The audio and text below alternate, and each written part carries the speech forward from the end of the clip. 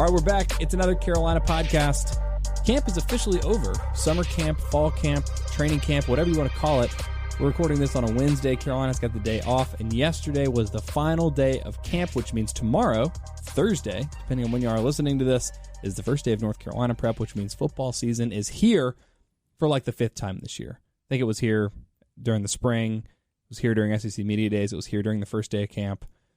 It's here now that training camp is over, and it'll probably be here again a week from Saturday, which is very exciting. But we got a lot of things to talk about. South Carolina has named a backup quarterback, a number 2 quarterback, meaning there's a number 2 and a number 3, not two guys at number 2. If you guys haven't heard that yet, well, then we're just going to make you hang on and be all dramatic about it. And then, you're probably not listening that's to true. Our podcast if you haven't heard that at this point. But maybe some people just, maybe the only Gamecock media they consume is another Carolina podcast, which is honestly a fine way to do it because I don't know what else you could possibly need in your life. But we'll update you on that and then some of the other interesting position battles as Carolina heads into North Carolina prep. But I guess we'll get started. Like I said, without further ado, the number 2 quarterback for the South Carolina Gamecocks, at least heading into the North Carolina game, is going to be freshman Ryan Hilinski.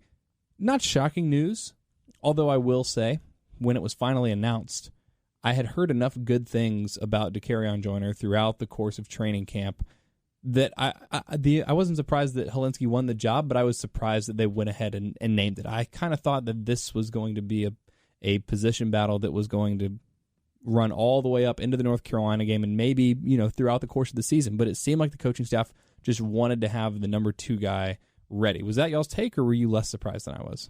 Yeah, I think so. I will say I was a little bit surprised that sort of the determination was made and sort of given to the kids, but I understand it also, especially after hearing Brian McClendon talk and sort of explain what went into it.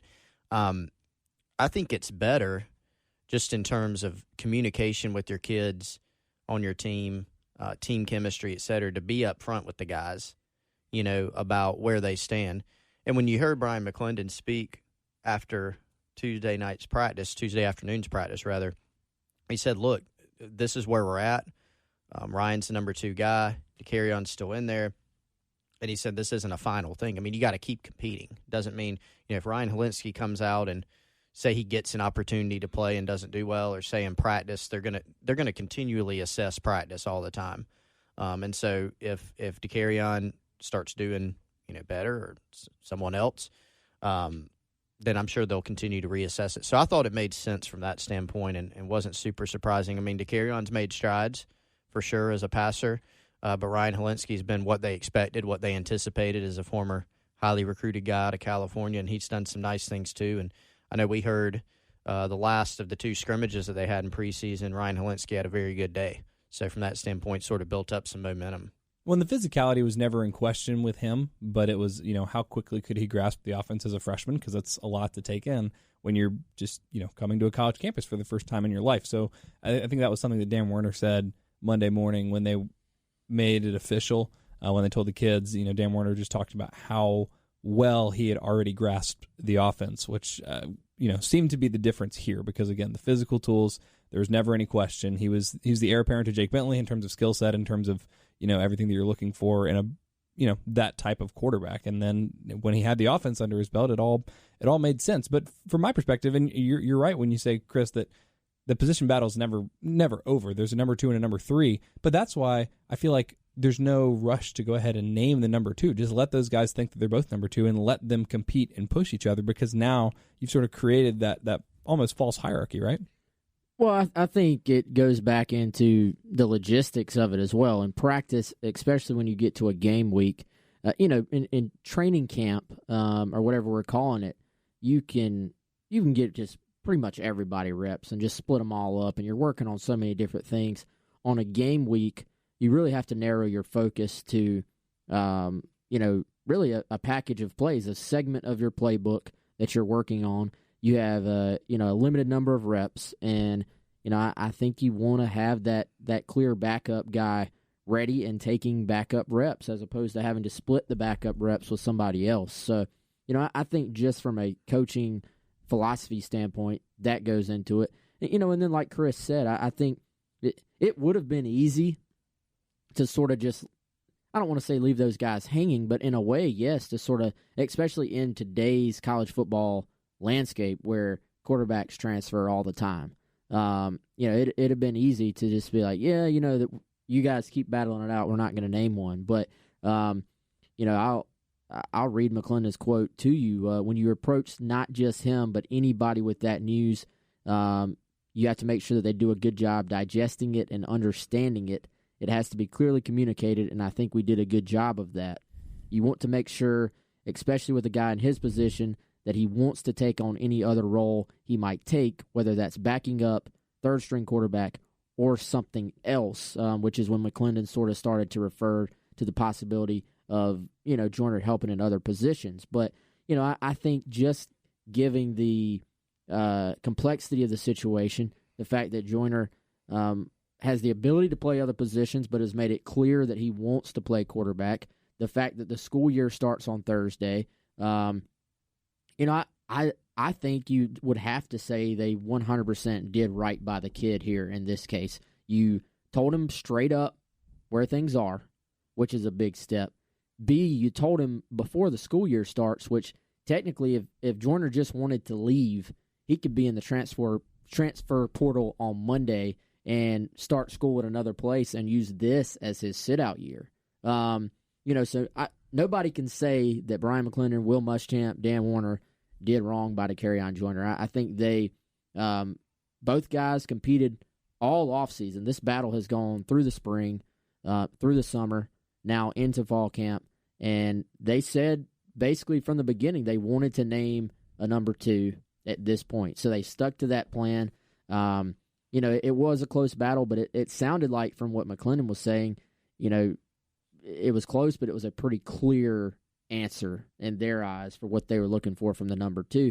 Now, I think the more interesting question becomes at that point, okay, yes, Ryan Helinski's your number 2. If you needed a full-time quarterback to go in for Jake Bentley, Ryan Helinski would be the guy. We've talked a ton. Their skill sets are actually very similar, but who other than Jake Bentley will be the first of those 3 guys to actually see the field?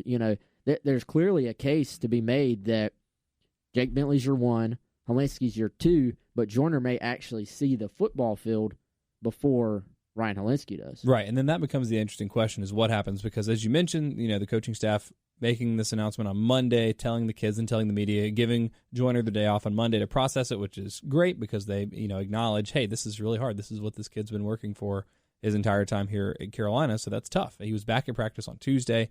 As I mentioned today, Wednesday is off, and then UNC prep starts tomorrow. So for a lot of reasons, as you mentioned, the ability to get him into the transfer portal, and then also, as you pointed out, Chris, the ability to have a set amount of reps that you plan to give each guy.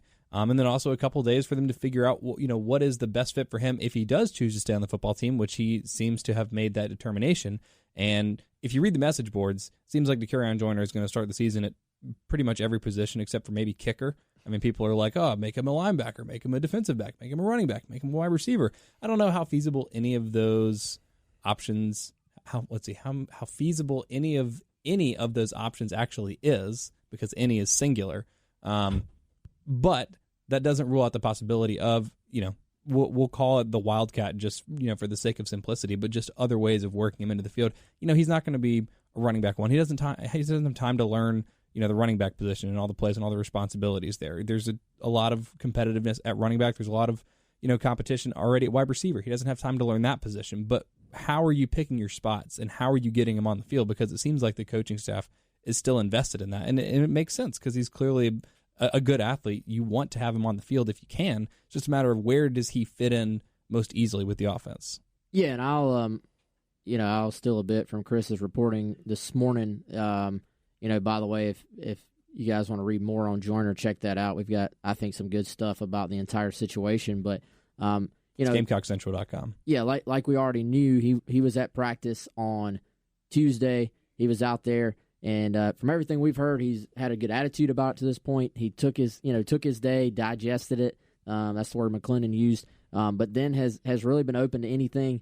I was actually told he was one of the first guys on the field on Tuesday. First guy out there, enthusiastic. And McClendon was asked, can he help in a way other than quarterback with the season, now 10 days away the day we're recording this, and he said there's no doubt. So I think you look at the ability, could you put him in some type of slash role, similar to what we saw with Savell Newton a number of years ago.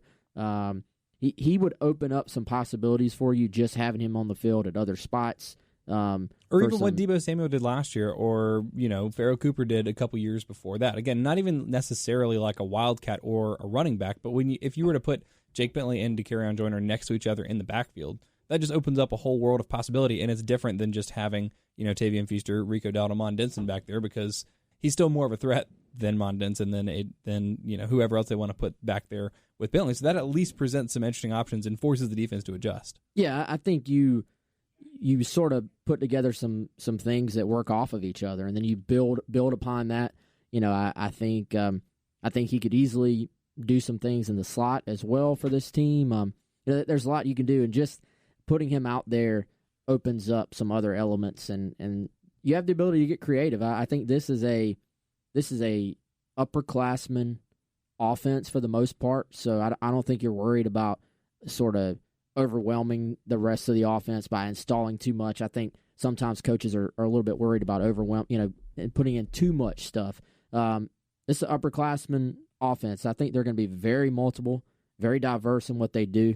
I think a lot of that stuff is already in the playbook anyway, and I think the ability to use a guy like this that has a unique skill set, to me, it should be exciting for a guy like McClendon. But his point in a lot of what he said was you have to make sure this guy wants to buy into it. It doesn't work if the kid himself is not into it. But it sounds like, to his credit, Joyner has bought in and is ready for those things and wants to see this through. So I'm curious to see what all they can do, because I think there's a lot you could potentially do with this kid, and it's not going to be every play, it's not going to be every series, but just to maybe have an added element to the offense. Let's see what these coaches can come up with, because the options are all there. We're going to get into a little bit more of the depth chart and some of the position battles in just a second, so I don't want to totally, jump ahead to that. But in terms of where DeCarrion fits in, I mentioned, there's a lot of position battles at wide receiver and at running back. Those are new positions. Obviously, DeCarrion's a really good athlete, especially at the quarterback position. But do you think there is a risk of, disrupting some of the chemistry in the other position groups? You're looking at, for the third wide receiver, a Josh Vann and a Drake Davis and an Ortre Smith, and if all of a sudden Carolina is like, well, actually, DeCarrion is, going to be like the third or fourth receiving option, how hard is that to get the other guys to buy in, and does that make it less viable that he's actually going to, move to one of those other position groups full time?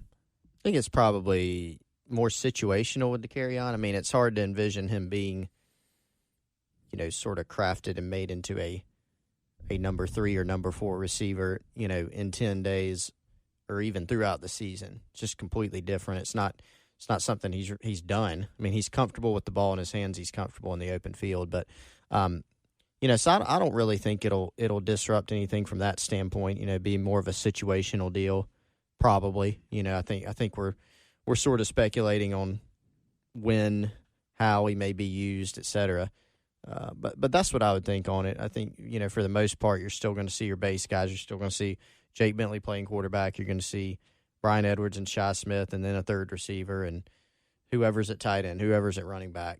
I think we're going to see those things. And they'll expand the offense some this year in terms of what they do. I mean, Brian McClendon said they only had about half of the offense in last year, just because it's hard to completely overhaul an offense in 1 year. You want to give your guys some things that they're comfortable doing and expand on that. But in the course of doing that, there's probably a place for DeCarrion to come in and do some things on a situational basis. Is he going to be playing, 50 snaps a game at quarterback or a wide receiver position or somewhere in the backfield? I don't think so, not at this point.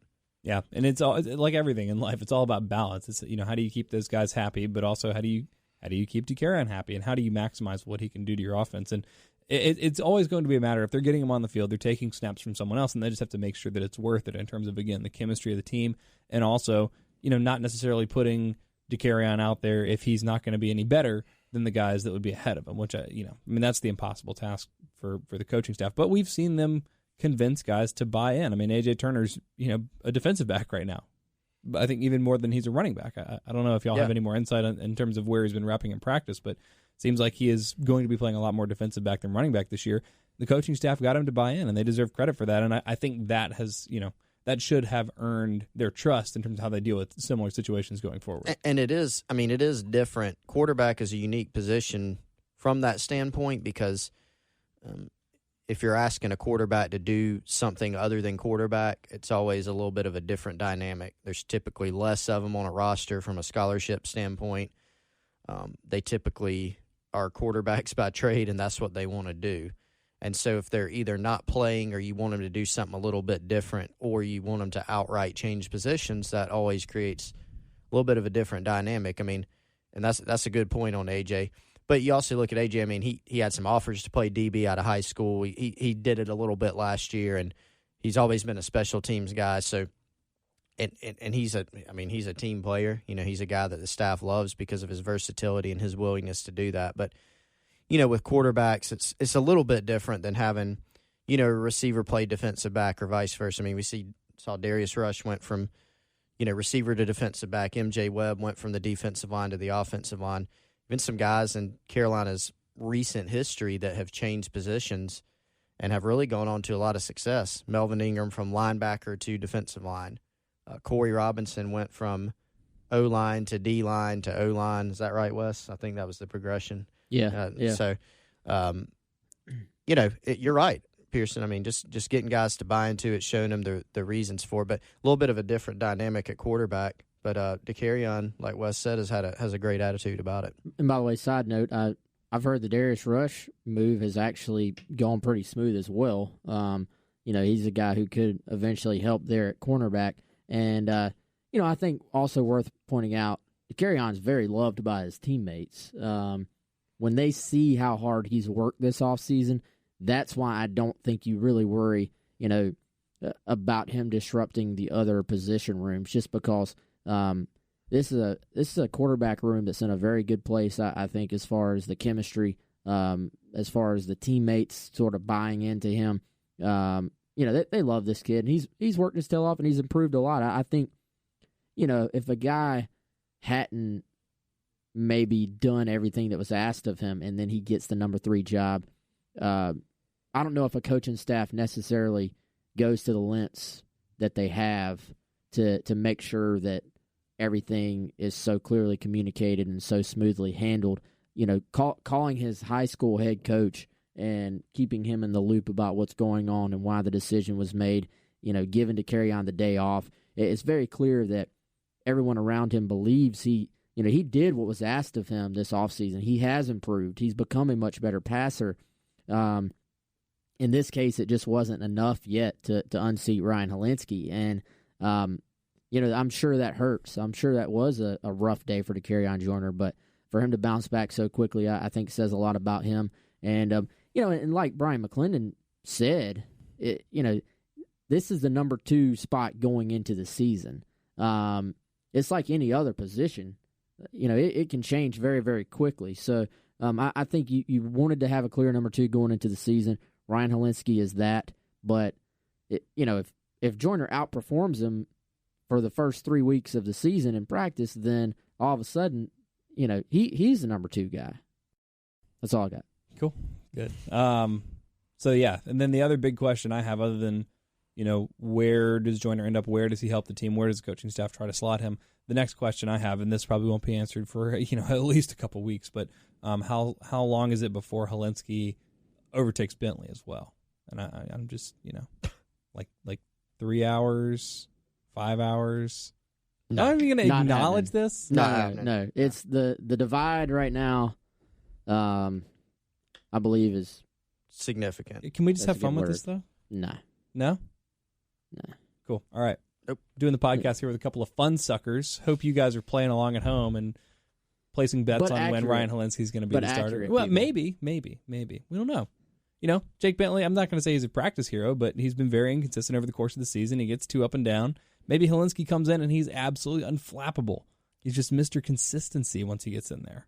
But I think you got to go off what you what we observe, but what you hear in practice as well. It won't be the North Carolina game, but maybe by the Missouri game or something. I don't know. I just think this is very good that Hilinski has not only come in and proven that the physical skills that you saw on tape that the staff saw while they were recruiting him panned out and translated to college, but that also he's been able to pick up the offense very, very quickly, which, again, isn't a huge surprise, but it's just nice when those things are realized because you and I and other you talk about this all the time, how fickle recruiting is and how even, half of the 5-star recruits in the country oftentimes don't even end up panning out in a given year because it's really hard to make that transition. So whenever it does work out well or start to work out well or is seemingly working out well, it's hard not to get excited.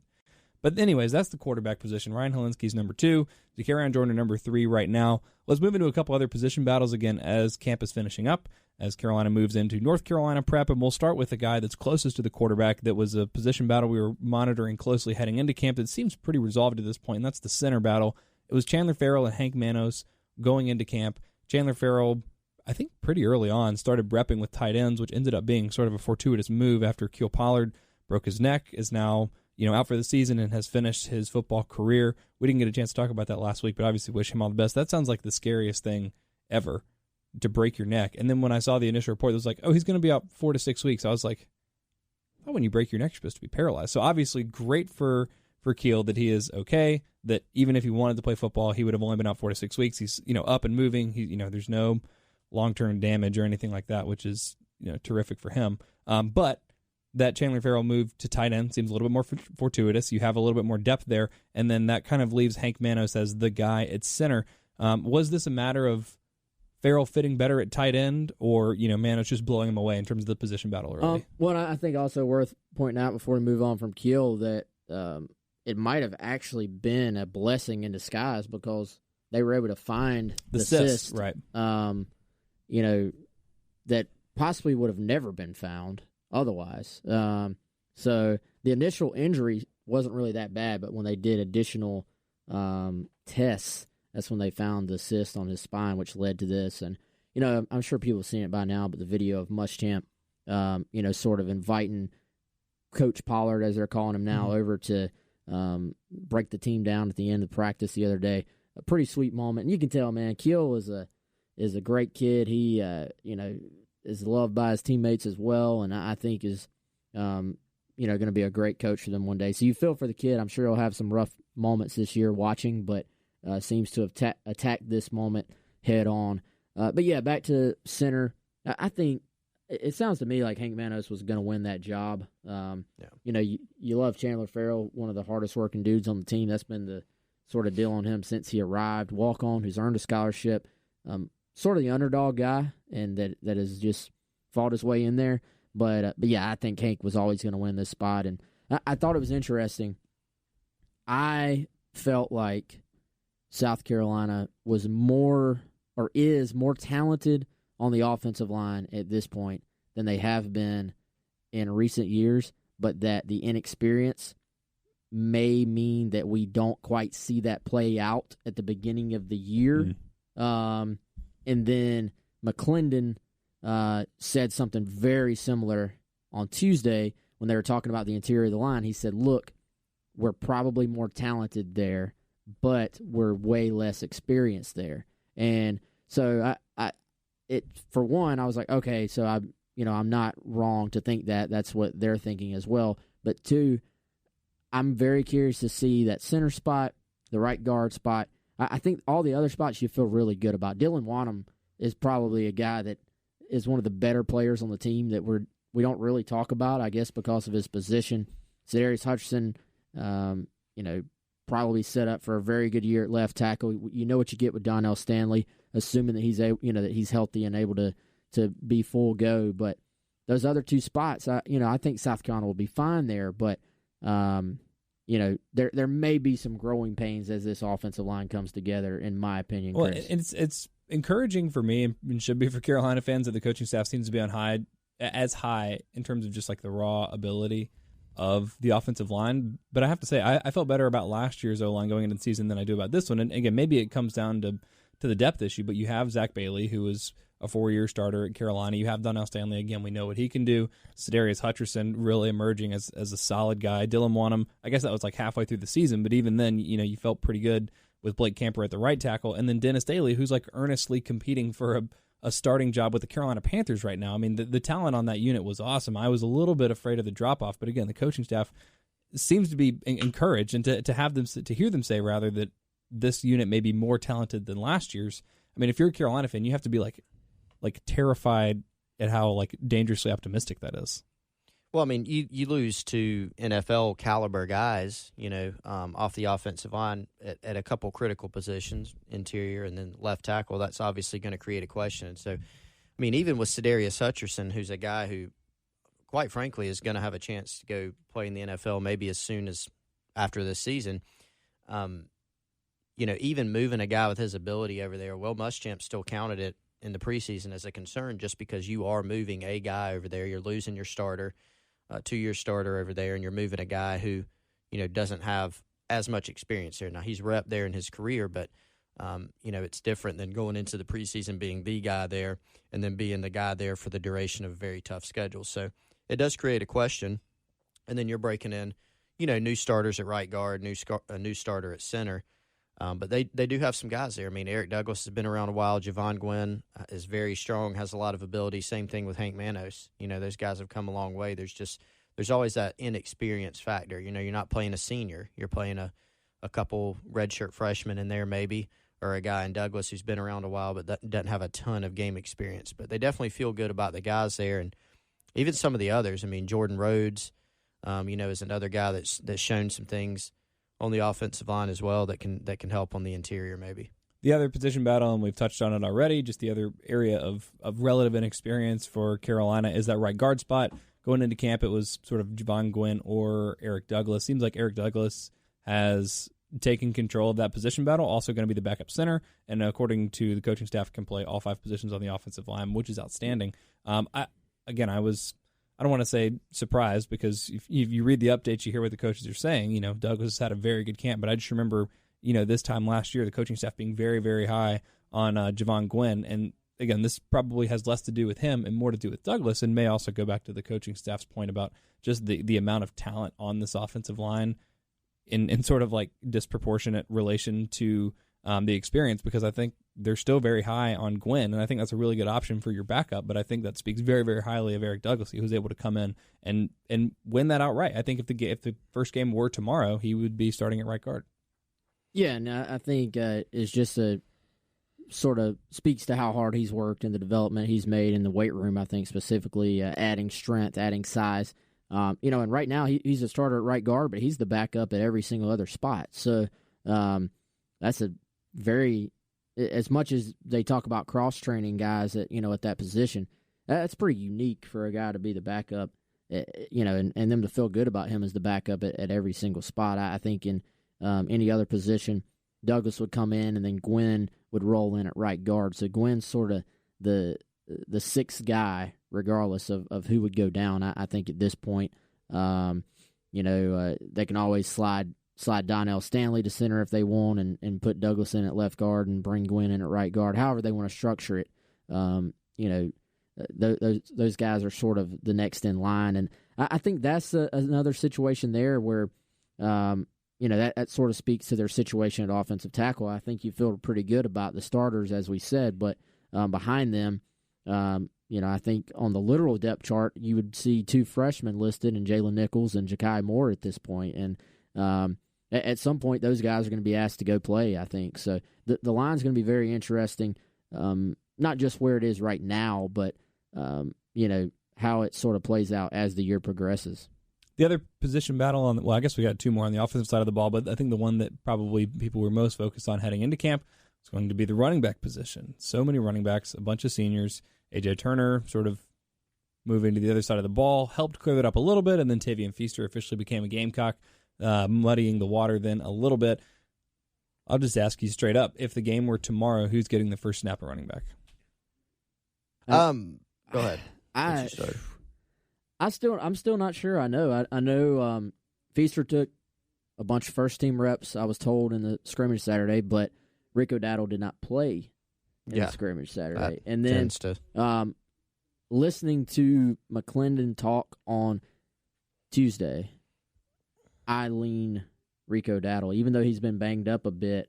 Just, if you have a veteran guy in your system that has done everything you asked of him, and it's close like that, and Feaster's the new guy, that just the way he talked, and there's obviously we all know about coach speak and stuff like that, but when a coach has a little more conviction in what he says and goes out of his way to praise a guy, that stands out more to me than just what a coach literally has to say. So I lean Rico, but I think both guys probably take similar snaps in that game. And the other thing not to discount is that, and I agree with you on those points, Tavion's still sort of getting himself, and the staff's mentioned this, getting himself back into game shape. You got to consider he missed, he was working out in Clemson but he was also finishing up a bunch of classwork and internship. So it wasn't, completely, workouts with the football team and going out there playing 7-on-7 and stuff like that. So he's still working himself into shape. And, Chris Clark reports that Tavion Feaster ate Cheetos all summer and didn't do any work. Somebody will say that. Yeah. But he's working himself into game shape a little bit, and he's not in bad shape, but he's still coming along from that standpoint, just getting reacclimated to everything. And obviously joined the team a little bit later. But I think he'll get there, and maybe it takes a few games, and Tavion Feaster sort of takes the ball and runs with it and does extremely well, and maybe he has a chance to be the number one guy. But I would agree with Wes and leaning towards Rico getting the first snaps out there. Another hard question. Hypothetical. Rico gets the first series of running back. Tavion gets the second series of running back.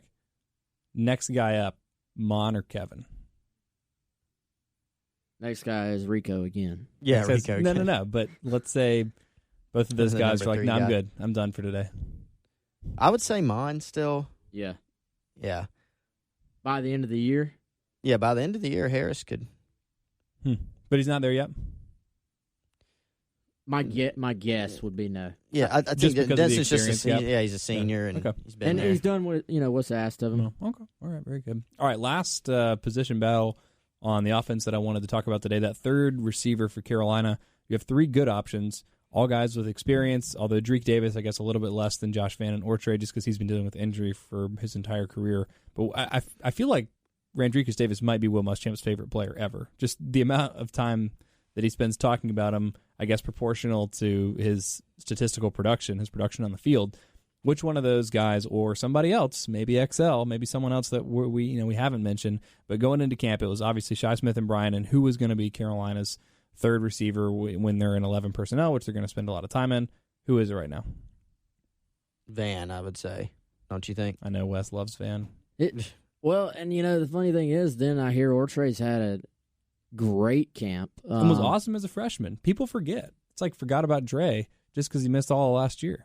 Yeah, I listening to McClendon again, it sounded kind of like Van, but man, both those guys are going to play a lot. I wonder I got to think we're going to see a lot more four wide than we've seen in the past too, and that's not going off of information, just what we know. Tight end is thin. Yeah, when you lose your projected starting tight end. Yeah, three wide will be the base, but I think especially third and long. I think when you look at the receivers they have several guys that can profile as slot guys that are good. I think Van right now is playing more outside, sort of fighting it out with Ortre. Sounds like Shi more inside at slot. But yeah, I think some four wide stuff with Drake and Shi inside, or Van and Shi inside, and then Ortre and Bryan outside.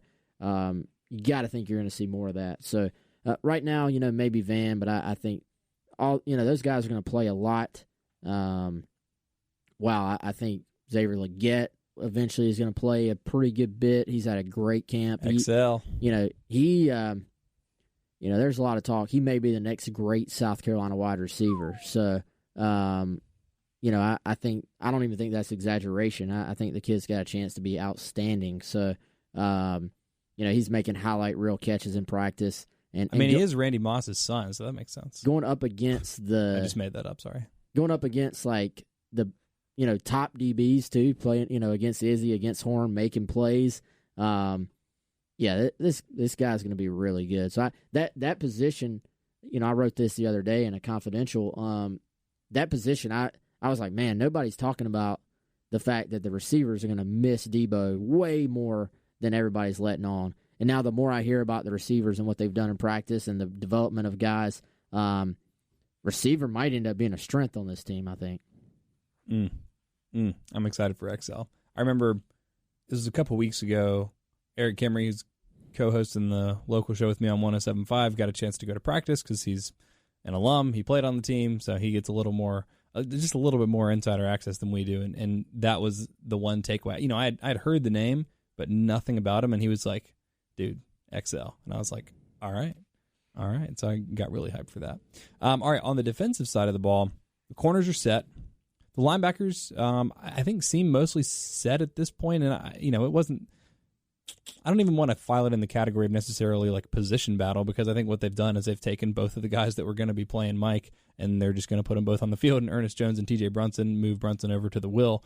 So we won't even file that necessarily as a position battle. But the one that I think turned the most heads and had most people interested in on the defensive side of the ball was nickelback. Is Jamie Robinson the starting nickel tomorrow? I think so. I think Jamie Robinson is starting somewhere. I could see a scenario where, assuming they have R.J. Roderick back and healthy, that R.J. starts at nickel and Jamie at safety. But either way, I think those guys are on the field one way or the other. Jamie's played a lot of nickel. He's also worked in at safety. It's just a matter of deciding which combination is best for each of those guys. Is R.J. better at nickel or safety? Is Jamie better at nickel or safety? I think you look at that position, I sort of lump them together. JT eBay's still dealing with some injuries. Right now, I feel like, assuming, let's assume RJ is back, because it sounded like he's more, further along as far as his progress there. I think you're starting five, clearly J.C. Horn, Izzy McQuamu at corner, and then safety, nickel in some form or fashion, Jamias Williams, R.J. Roderick, and Jamie Robinson. I think that's probably, for the most part, we're getting to the point where you can probably predict the first 11 that are out there for South Carolina, assuming North Carolina's not in, the I formation or something and goes come out to goal line. Yeah, it goes to regular. You have to go to regular personnel. But yeah, I think maybe a couple spots on the D line that are still being fought for, but for the most part, I think you can. Yeah, depending on personnel. Yeah, I think you can. It sounds like they're very high on what Aaron Sterling has done. I think just based on his progress alone, he probably gets to start at defensive end. Keir Thomas, because of injuries, sounds like maybe Kobe Smith gets to start over him at the other defensive tackle spot. I think, we're 10 days away. I think that's your starting lineup right there. DJ Wanham at Buck, Javon Kinlaw, Kobe Smith at defensive tackle, Aaron Sterling maybe edges out Enigbare at defensive end, Ernest Jones, TJ Brunson at linebacker, and then the five I mentioned in the secondary. So no Jamel Cook and none of the other newcomers breaking into the starting five in the defensive backfield just yet? No, definitely not. Definitely not to Jamel, or definitely not to the freshman? To any of it, yeah. I don't know which of those guys are coming off the field for any of those guys. True. Yeah. The one that I had, the starting lineup that I had in my mind was eBay at free, RJ at strong, and Jamie at nickel. But I guess, like you said, flipping RJ and Jamie may not make that much of a difference, depending on which one of those guys better and run defense, and then depending on eBay's timetable, which I don't know. None of us will ever get a clear picture of what that looks like until he's back. And I think RJ at safety makes a little bit more sense just because he's been around a little bit longer. Safety is one of the toughest positions to play. Not that Jamie Robinson cannot do it, because he's been doing well. He's a sharp kid. He was a summer enrollee, so it's not like he went through spring ball and was able to do it. But safety, it's a position where it's difficult. A good point. It's difficult. And so you mess up back there, you're dealing with a 60-yard touchdown. Right. The other band's playing, like Muschamp says all the time. So, communication-wise, if eBay's healthy, I think it's him and Roderick. But RJ's been around a little bit longer, so as long as you feel good about Jamie at nickel, you probably play him there. And you feel, I feel good about his coverage ability there too, and then he can handle the edge as far as physically matching up with guys. But, we saw Jemias Williams as a freshman. He played nickel as well. He played a little bit of safety too. They're similar skill set guys. Jamie's bigger, obviously, probably has a higher upside because of that. But that's sort of why I'd slot Jamie nickel, RJ at safety. Jamie's a dude. He is a definite dude. And we talked all offseason when we talk about this about, hey, if this guy could just take the nickel spot, everything else would fall into place. So, the injuries have been unfortunate for South Carolina on that side of the ball. They've had guys banged up in the secondary already, but some of the things they needed to happen have happened. Well, can you imagine how differently we would all feel talking about the secondary if eBay didn't have a season-ending injury that allowed him to get another year of eligibility, and if R.J. Roderick and Izzy were starting for the first time as opposed to having been thrust into action? It wasn't the best-case scenario for the team last year, but how much differently would we feel if it was like, okay, well, this is the first time we're going to see Israel, this is the first time we're going to see R.J., and, JT eBay's gone, so now you're maybe relying on Jemias Williams at that free safety. Like, it was...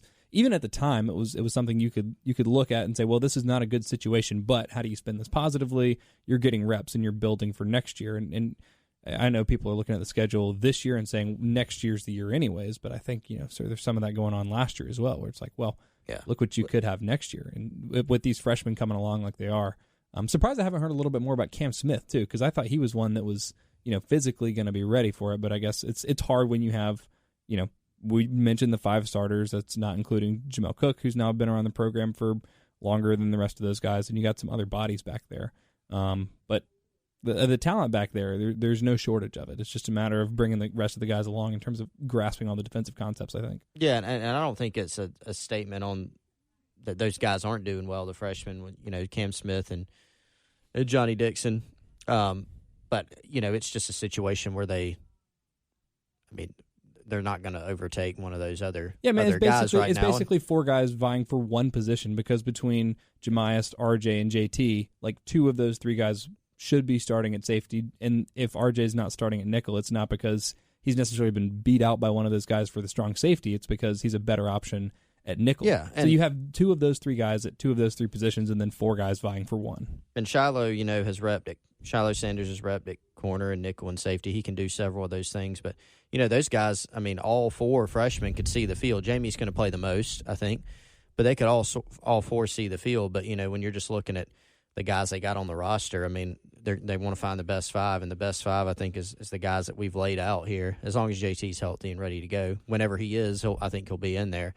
But, you made a good point on the experience last year. It wasn't ideal all the time.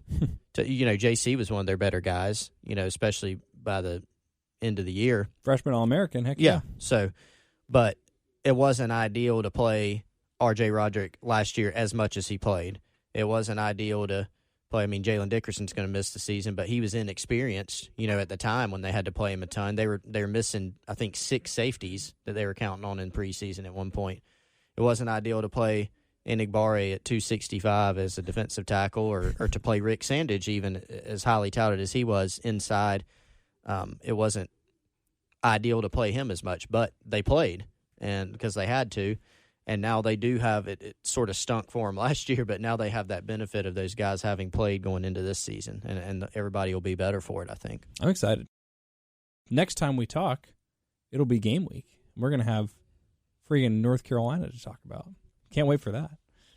If you guys like the podcast, if you want us to keep doing it, keep it rolling through football season, give us a rating, review, share it with your friends, subscribe, all that good stuff. Also, if you want to keep up with all of the juicy Gamecock insider access throughout the course of the season, throughout the remainder of August, you can use the exclusive code GCPOD to get 1 month of subscriber access to Gamecock Central for free. That's if you're not already a subscriber. You should go ahead and do that because it's just a great idea and it's free. I was going to say it's a great investment, but the only thing you're investing is like 3 seconds of your time to just GCPOD, boom. Also sign up for the newsletter. That thing is the best. It's in your inbox every morning when you wake up. which is great. It's everything you need to know to prepare you for the day to go talk about football with everyone at work, because we're just over a week away, and so that's what people are doing right now. Thanks for listening. For Wes, for Chris, I'm Pearson. We'll talk to you next time.